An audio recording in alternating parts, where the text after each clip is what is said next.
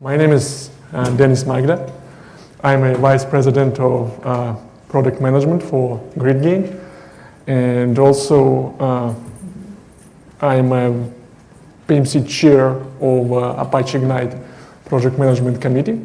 So that committee is in charge of so-called roadmap for the open source technologies.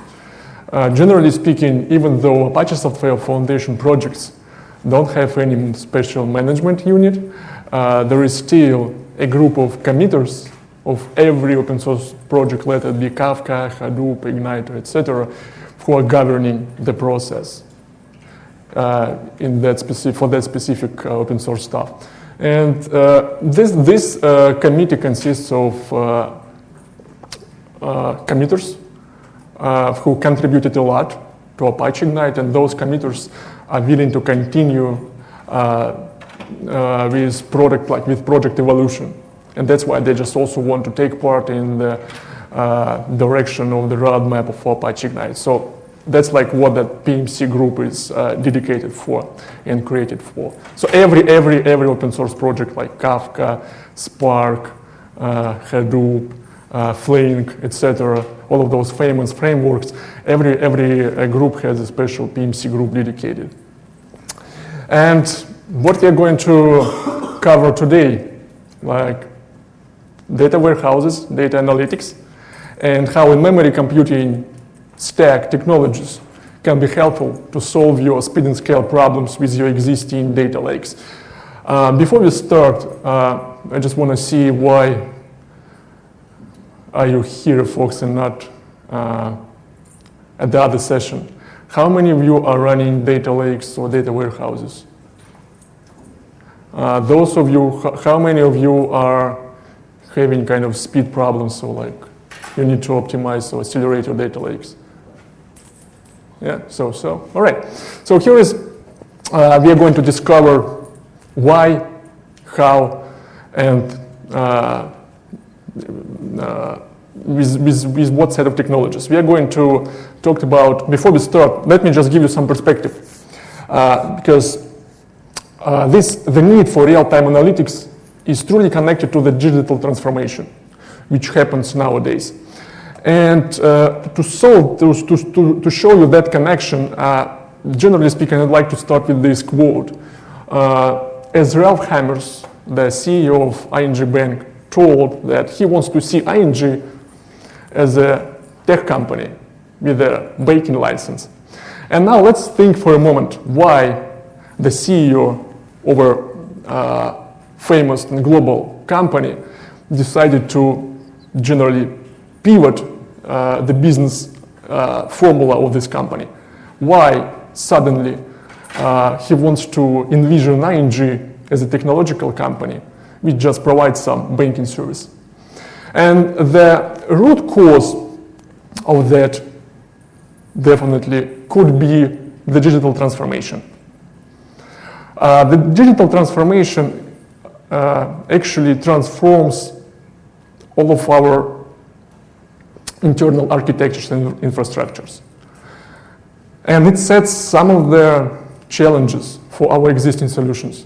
For instance, if you briefly look at this screen, you will see that those challenges are related to our workloads, to our queries, and to the data set. The first challenge is that nowadays, let's take this example of, let's say, ING, Barclays, or American Express banking application for our accounts. Let's say that I want to open an application and I want to check my latest statements. I'd like to do some money transfers. I'd like to open loans. I'd like to do investment. And I want to do this in real time. I want to do this with the use of my iPhone. And what are the challenges? And imagine that like if you want these services to be delivered to you in milliseconds or seconds without any delays, it means that companies like ING or Barclays, they have to be ready for that, right? And for them, the challenges would be that a number of queries would grow to exponentially, like they would be required to process 10 times or 100 times more queries in every second. And all this happens on a much larger data set, which means that all of those times you have to run and serve and process 10 times more queries over the data set, which is 50 times larger as it was, let's say, several years ago. And also what's important and what's related to the workloads, operations, all of those requirements like milliseconds, seconds, it's no longer about operations. It's no longer about transactional workloads. So basically speaking, yes, for sure, I want to transfer my money. I'd like to pay a bill like in millisecond or like second. But also companies, businesses would like to analyze all the data in real time. Analytics has to be performed within a matter of seconds or milliseconds. For instance, let's say that, if to continue the story, I'd like to request a loan for a nice fancy car. And I'd like to do this from my mobile phone, from my application. For a company like ING or American Express, they have to make a kind of decision, right? It might be that you are not that trustworthy from the credibility standpoint. But they also don't want to lose you because probably you are a pretty trustworthy person and you will be able to pay for that credit pretty quickly. And they have two options. Either they will spend several hours or several days trying to review your request, and that might be too long for you. And you can try to find another option, another bank, which can provide you that credit, that loan. Or you can somehow run complex real-time analytics behind that scene. It can take, let's say, 10 seconds or 20 seconds, and you can make a decision. And that's what this real-time analytics is about. You also want to run these operations over the ever-growing data sets, and you'd like them to be completed as fast as possible. And if you want to achieve this architecture, if you are putting your company on the path of digital transformation, you have to change your existing storage layer. It's inevitable. So that's why, like these days here is when you're coming to the presentations, you can see speakers talking about the memory data grids and memory caches and memory computing platforms. All of those products are promised to improve speed and scale of your platform. But also when you're running real-time analytics, and here is remember this use case of a loan, right? I want to get it as fast as possible. In this situation, most likely we need to involve our data lake, which stores history about our previous purchases, transactions, loans, etc., etc. And usually all of those data lakes and data warehouses, they are based on platforms which are designed for batch processing. They're not designed for real-time needs. And certainly there are many scenarios, many use cases, so like solutions how you can enable digital transformation for your business. You can enable real-time analytics. But our focus today is to talk about the memory computing. And I'll show you how you can also modernize your existing data lake architecture with a memory computing technology like GridGain and enable real-time analytics for your business operations so that you can perform, complete certain services for your customers much faster, and this way you will be able to outperform your competitors. Now let's talk about this data lake accelerator. So from the business conversation, let's get straight into the technical details. How many of you have already heard, used, etc., anything about Ignite or GridGain?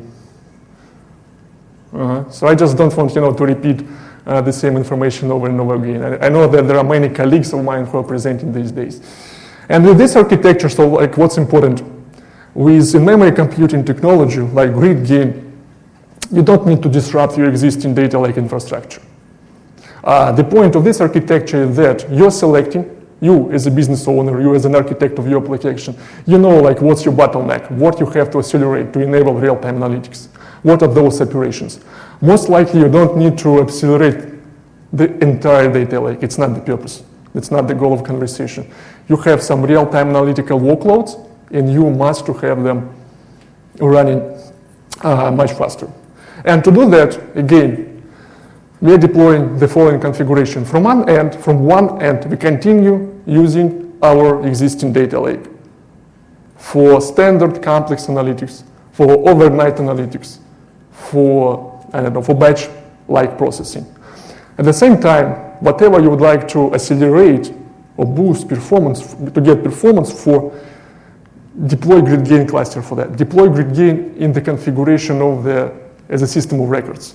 Enable in memory layer to get superior performance, but also enable persistence layer so that you do not lose any data if you need to restart your cluster, or you have to store much more data which goes beyond your RAM capacity. And after that, move all the data which sits in Hadoop right now into that GridGain cluster. Why do we do that?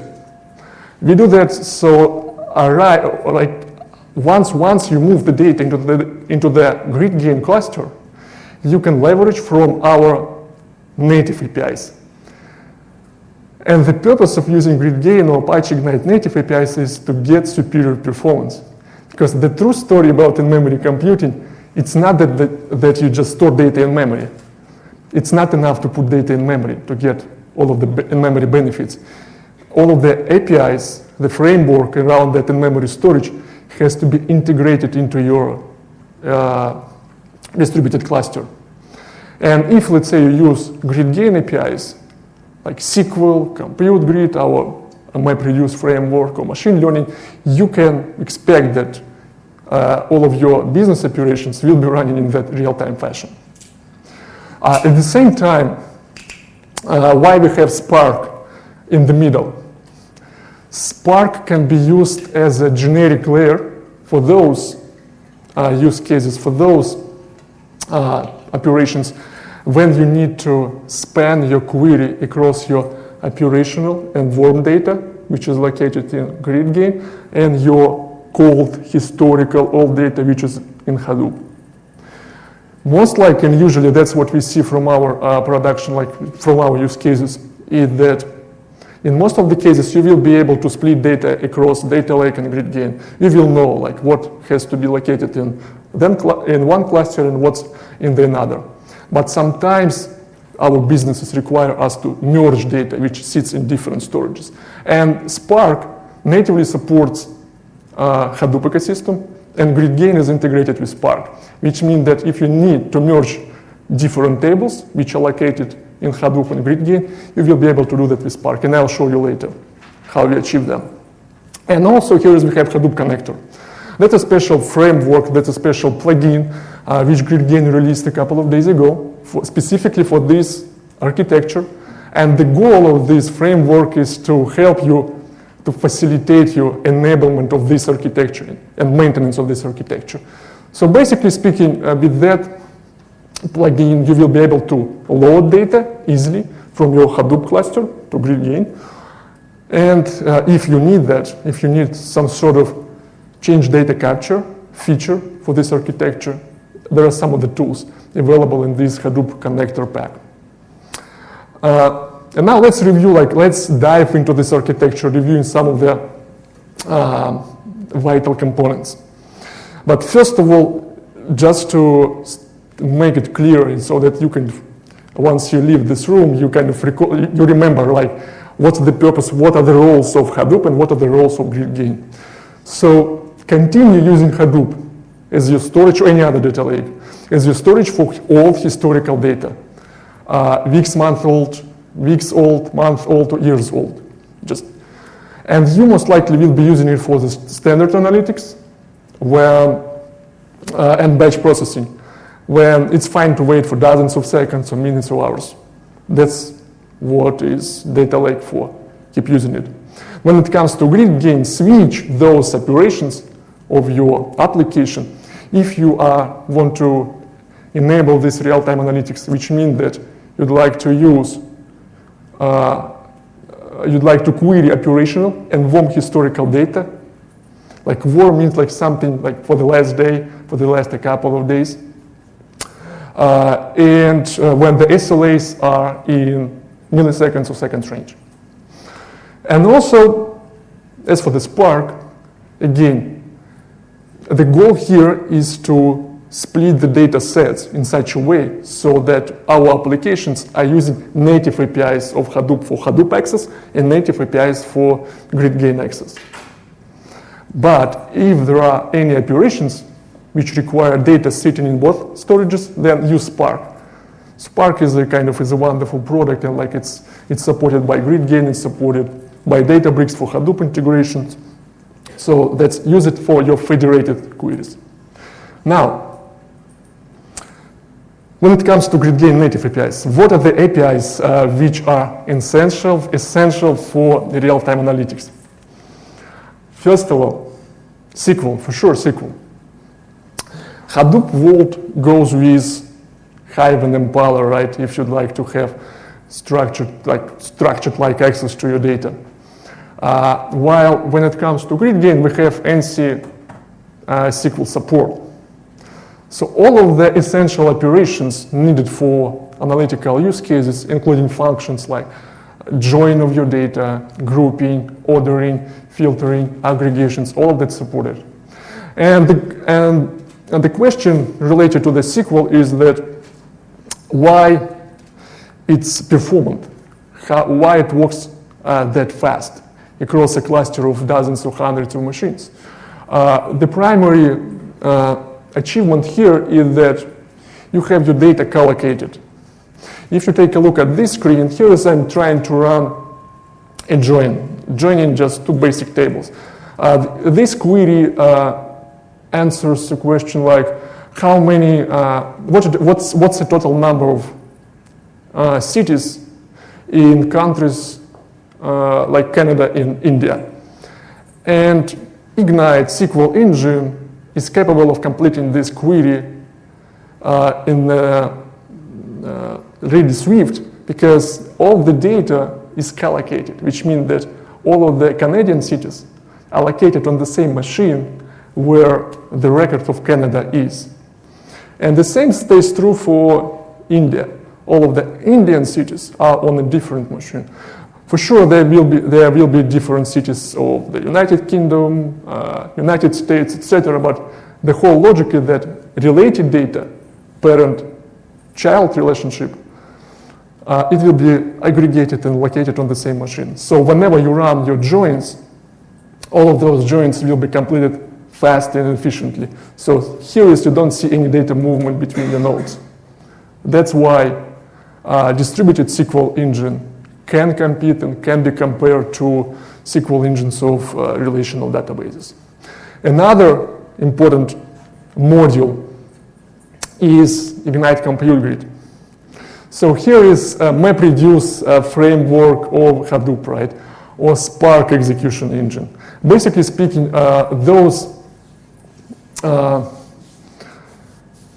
software stacks are built on that concept of MapReduce. You have some task, some calculation, and you like this calculation to be executed on the nodes, on the cluster nodes which store your data. With the Hadoop case, we know that I can create a MapReduce task, and then this task will be executed on my HDFS nodes, and there will be no or minimal data movement. And that's how Hadoop, can run all of those complex situations, calculations.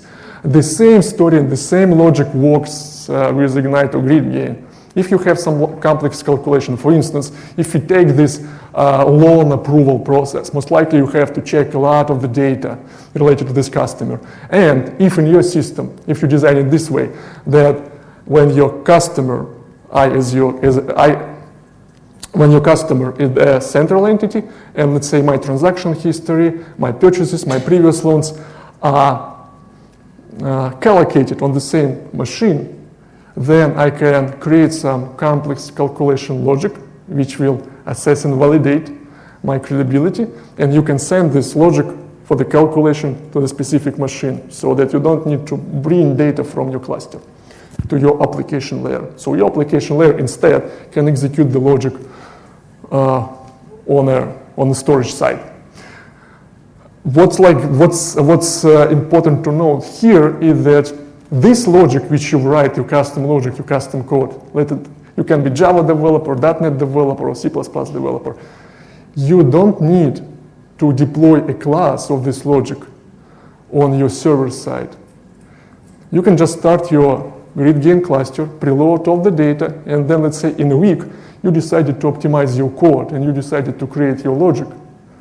Do you need to restart your GridGain cluster because you updated, you created some of the classes for your calculation? No, you don't.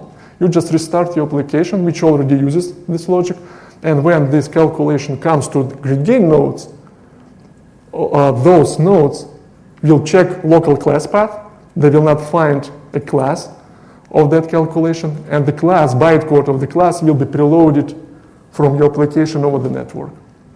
This enables you, to change your logic for your real-time analytics, complex logic, without any disruption of your storage. So as often as you want. And we call this zero deployment feature or peer-to-peer class loading. There are several names used for that capability. And finally, those of you who are running even more advanced calculations logic, for instance, for loan approvals, it's getting standard that you might need to use some machine learning algorithms, some machine learning models. And for Hadoop world, we can use Spark. For Ignite, it's better to use Ignite models because they're more efficient. They're integrated into the storage. And so I'll just show you this as a reference. Classification, regression, etc., etc. All of the basic stuff, go ahead and you can use it for your real-time analytics needs. And this is our Spark integration, right? So there is nothing, I would say, complicated. You can continue using Spark code and interfaces, RDDs or data frames, with the only difference is that if dataset, table, or RDD sits at GridGain, then GridGain will serve this data to Spark. Moreover, for sure, and here I just also want to stress out this point, the difference between GridGain SQL and Spark SQL, and when to use which, right? GridGain SQL will be much more performant because whenever you run your SQL queries, all of those SQL queries will be executed on your cluster side, and if your data is collocated, then there will be any data movement between your applications and your storage. With Spark, it doesn't work this way. If you run Spark SQL, then most of the data will be pulled from GridGain and brought to your application layer. And this data transfer over the network is pretty expensive. So use Spark only if there is a set of operations, business operations, which require data access from both storages. So the goal here is just to be able to complete 100% of our business operations. That's the goal. And now, let's talk about Hadoop connector, GridGain Hadoop connector. What are the primary components, how they're used, and what's the purpose? And if to summarize, now tracking back, we have Hadoop cluster. We selected subset of the business operations, which have to be executed in real time.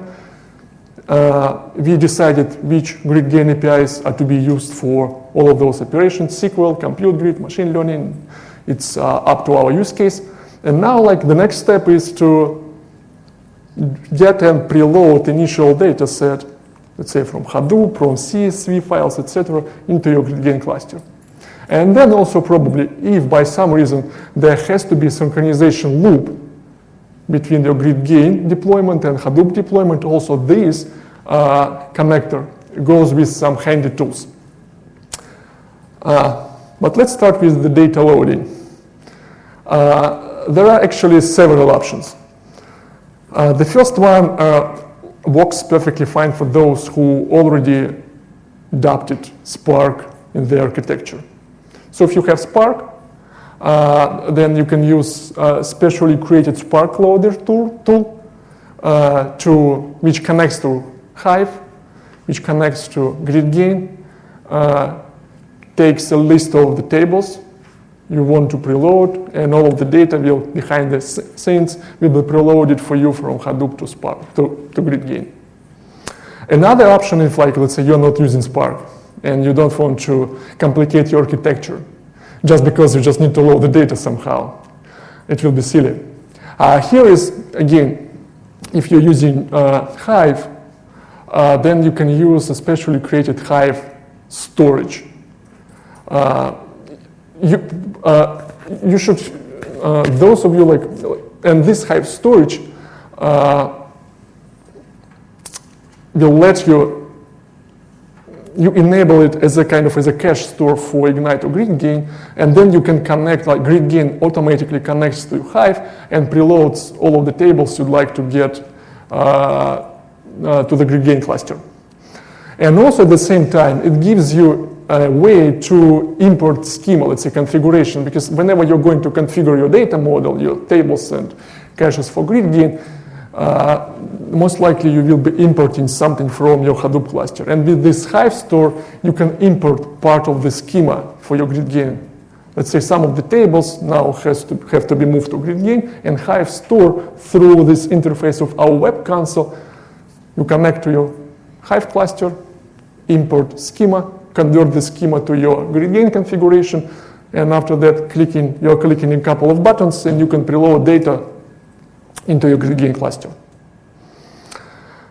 Now, when it comes to synchronization, let's say that it will not be needed, most likely it will not be needed for 100% of the scenarios, but if you need to enable the synchronization loop between your fast operational storage and real-time analytics with your data lake, you can use Apache Scoop for the need of synchronization.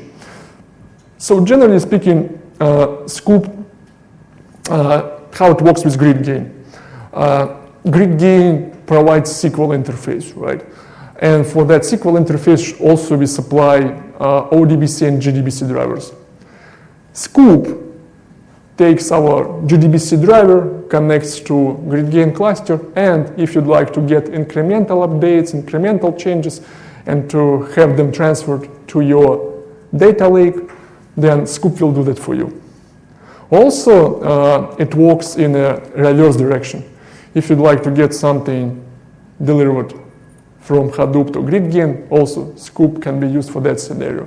Just configure it, run a special script, like a special job. You can have it running continuously, you can have it running periodically based on your inputs. And this tool will be used for, this tool can be used for this operation. By the way, is there anybody who uses Scoop? Is it useful? It's fairly limited. Limited. What are the limitations? What are the primary limitations? You have to pretty much know what you're scooping before you scoop it. So it doesn't just like say, oh, here are all the updates or like that. You mean like that's when you want to scoop from Hadoop, right? Or from? Either way, you typically would say, right, okay, scoop all the data that's greater than yesterday, where the date is greater than yesterday. So you're saying that like there is no any conditional, right, scooping? You have to know what the condition is. I see. So what we tested and what we validated for GridGain is that when you want to scoop from GridGain to your data lake, then here is also you can capture and transfer the latest changes. So like Scoop, right, allows you to monitor changes on your database end, and let's say when your timestamp field, let's say my last update kind of column of my record updates, Scoop will take this, right, and it will transfer to your data lake. So that's like what that was our kind of primary focus, because for usually those who are, when it comes to GridGain, like companies usually saying that, yes, I know my table, which has to be replicated. And that's why they just want to capture every update and they just transfer it. And finally, federated queries, how it works. And this slide just shows that it's pretty simple. So here is again, we decided not to reinvent the wheel. We already work and support Spark, and we like this framework. And we decided that that's the framework to be suggested by us if you want to run federated or cross-database queries. So how it works? First of all, we are using data frames or data sets of Spark. And here is, there is some default cities table which is located in Hive and Hadoop. The next step is I want to join these data with some latest information about the person. And this person table, that's imaginary, by some reason sits in our GridGain cluster. That's how I'm creating a data set for GridGain. There are some other parameters, like why we have that many parameters for GridGain, because Hive is embedded into Spark by default. It's supported by Spark community. We, as a third-party integration, need to provide some extra settings, and that's what we are doing here, like format that would be Ignite storage, what's our table, and again, we are selecting this data. And final thing, that's how you join this data. You just, let's say, run inner join over GridGain and Hadoop cluster, where like you can also use some conditions, and then you show it. That's how simple it is. If you like, from the performance standpoint, it for sure will be slower if to compare to a scenario when the whole data set sits in GridGain. But sometimes you don't have a trade-off. Sometimes, according to the trade-off, we cannot put the whole data set, and there might be no reason to put the whole data set from Hadoop to GridGain. For those scenarios, just use this one. That works, that proved to be workable in practice, and that's what we suggest for those who need this federated queries capability. All right, so, and as a summary for this architecture, this architecture, which we discussed so far, is just a solution, right? You have your GridGain, you have your Hadoop cluster, GridGain cluster, you enable persistence so that your cluster stays durable, and you build this architecture with the binaries which are already available for download. And moreover, yes, you can, instead of GridGain there, you can use Ignite, right, to a certain extent. If you need, let's say, this plugin which helps you with data loading, synchronization, etc., the latest Spark changes, go ahead and download Data Lake Accelerator plugin. It's already available for download. You can go to this page and find it there. And also, as for the more technical details, how to get started, what are the code samples, etc., you can go to our technical documentation. Just go to GridGain, docs@gridgain.com, and there you will find Data Lake Acceleration solution. So overall, as you've seen, real-time analytics is truly connected to is interconnected with the digital transformation, because this digital transformation, in fact, forced and enforced all of the companies to change their perception of the importance of software architecture. Even Ralph Hammers, right, of ING, is thinking that now ING has to be seen and has to work as a technological company. And this real-time analytics also is becoming not just nice feature to have. It's becoming the competition is tough, and those companies will win, and those companies will survive who adopt and modernize their architectures so that they can provide the services faster, quicker, and in-memory computing again is one of the options which you can use, adopt for those use cases. And GridGain can be seen as one of the specific vendors who already battle tested this architecture with many companies and with many use cases. And this day we wanted to share this with you so that you can also take and check it. And if you have any feedback, suggestions, go ahead and find us. Thanks, folks.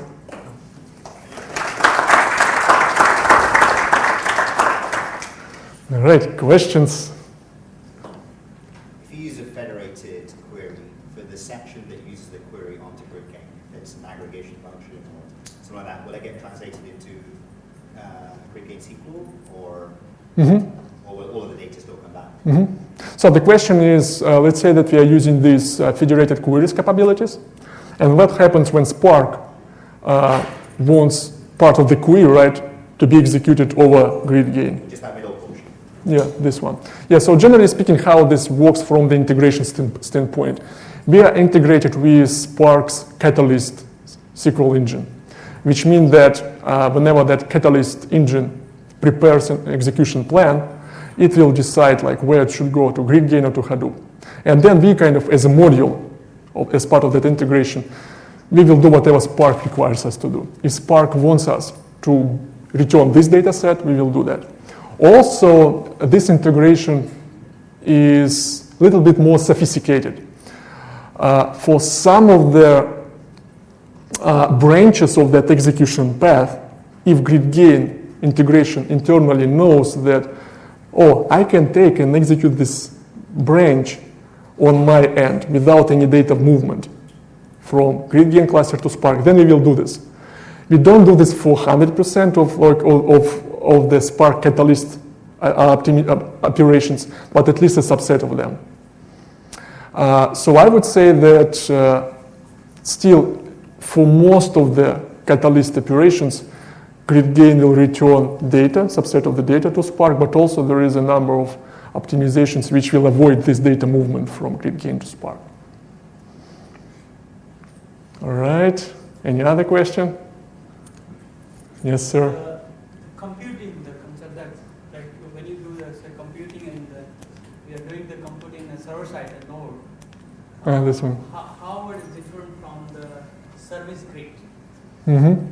So yeah, the question is this compute grid feature, right, which is basically implementation of map-reduce paradigm. How is it different from service grid feature, which is already available, which is also available in Ignite and GridGain?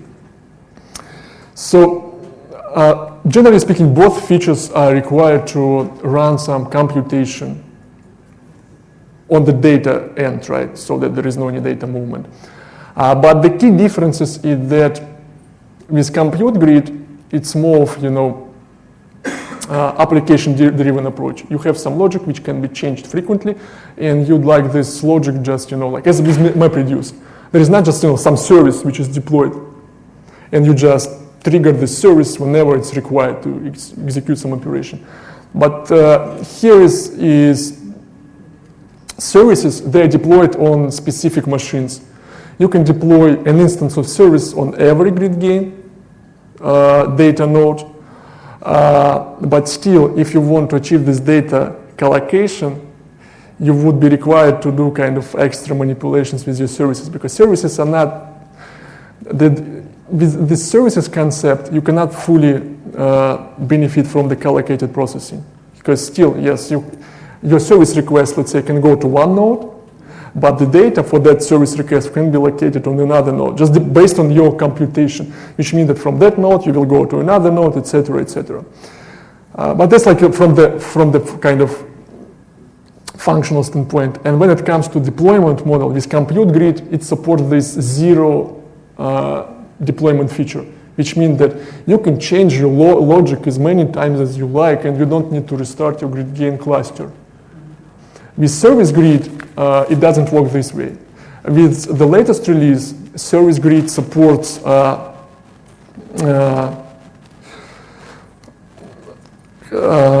upgrades of your services in a rolling upgrade fashion, which means that if you have a new version of your service, you deploy it to the class path of your data nodes, and then you need to restart each node one by one to enable that new version of the service.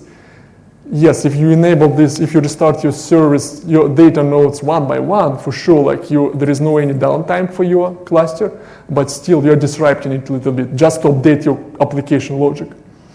That's why my personal kind of usual suggestion. First of all, consider compute grid. If compute grid works perfectly fine for your use case, then use it. Because it's more flexible, it doesn't kind of bound you, and you can redeploy your logic whenever you like. It will be much easier to maintain it and separate, let's say, database or GridGain cluster maintenance from your application maintenance, and separate your release and deployment life cycles, just two different. Those might be different teams. With service grid, there is a sort of conflict. You have service, which is deployed on the database end, and someone has to support this database. It's fine when this one single team maintains it. But if there are different teams, all right, you have to agree what would be release cycles, etc., etc., etc. Other questions? Yes, sir. So I presume that if you have GridGain and Hadoop, you don't expect them to load all the data into GridGain. Uh-huh. But how do you then manage the fact that maybe half of your data, or less than half your data is in memory, but the other half is put in Hadoop? question one is there a consistent way to query across those two stores, or do you have to know that your data is potentially loaded? So the question is, let me repeat it. We decided that to use GridGain, right? And now we have some data in GridGain, some data in Hadoop. How we know like where a query has to go, right, based on the data locality, right? So that's a good question. And the point here is that the application layer, your applications, have to know where the data is. And that's the point like of that proposed architecture. Application layer, like you don't just for fun, don't take and move data from Hadoop to GridGain. Make an analysis, just review what are the business requirements, select all of those business operations which require milliseconds or seconds, SLAs, and for those operations, copy or like move data from your data lake cluster to your GridGain cluster. And if you do this, you already, as an application owner, as an architect, you know like what's located in GridGain. And you need to use GridGain APIs to access this data. Does it make sense? Yes, sir. Would it make sense to have this kind of architecture if the project is greenfield and you don't feel like there should be any need for batch processing or non-real-time analytics? So if your project is fully focused on like real-time analytics and is brand new, you're starting it today, is there any sense to have this kind of architecture, or should you just have a fully GridGain solution? Yeah, and so here is, you can use GridGain if you are not planning to deploy it as a data lake, as a data warehouse. Because generally speaking, what GridGain is not, or Ignite is not a silver bullet, right? For instance, just to give you like some criteria, data lakes are perfect at compacting data. Like whatever you store in data lakes, it will be stored in a compact format. Plus, data lakes, they don't go usually with secondary indexes. That's why in most of the scenarios, data lake storage format is columnar, so that you can run any ad hoc query over your compacted data, and like that gives flexibility to your data analysts, right, to execute any kind of imaginable query. With GridGain, first of all, the storage is optimized for speed, for in-memory speed. That's why if you, let's say, if you decide to use GridGain as data lake, storing, let's say, petabytes of data for the data lake, then you will be allocating much more disk space or RAM space, just because our storage format is optimized for fast access.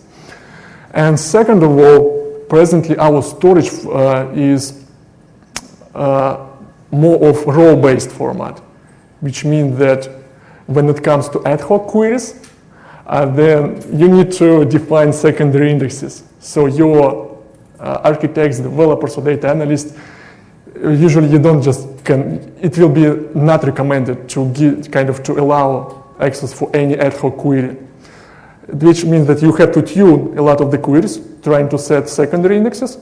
And also, if you set secondary indexes again, you're going to consume more memory, right? Because there is always everything comes at cost. You are selecting. So that's why if for your use case, that's not a data lake, you have some business needs, right? Operational data, like you want to use persistence, etc. Use it like that's for you. If rather you think that can GridGain be my next data lake, a data warehouses, I would say that no, because most likely you will be challenged by those at least two criteria: data size, columnar store, secondary indexes. It will be complicated. Probably like at some point of time, but it's unrelated to data lake scenarios, it's more related to real-time analytics. We might add columnar store format to Ignite or GridGain, but that's a different story. And it's still related not to data lakes, but more to real-time analytics and to HTAP workloads when you want to do that. Yeah, thanks. All right. Okay. Can you leverage this kind of architecture for any business intelligence applications, like market emerging queue, for example? Like I have some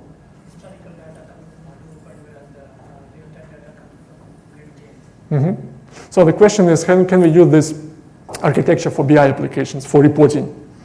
And again, data can be here and data can be there.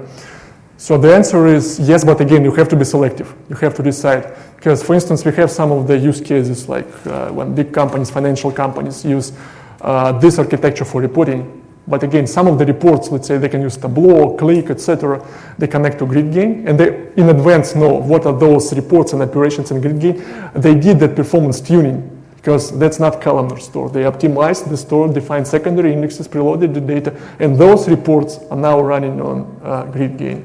For the rest of the reports, they use, let's say, Hadoop and the other tools. But again, they did that kind of homework, the first task. What exactly you have to accelerate, and if you accelerate those reports, is it useful for your business or not? Because you might just accelerate this, but that will not give you any benefits. So like, keep this in mind. All right, thanks a lot, folks. Thanks for coming. Appreciate your time.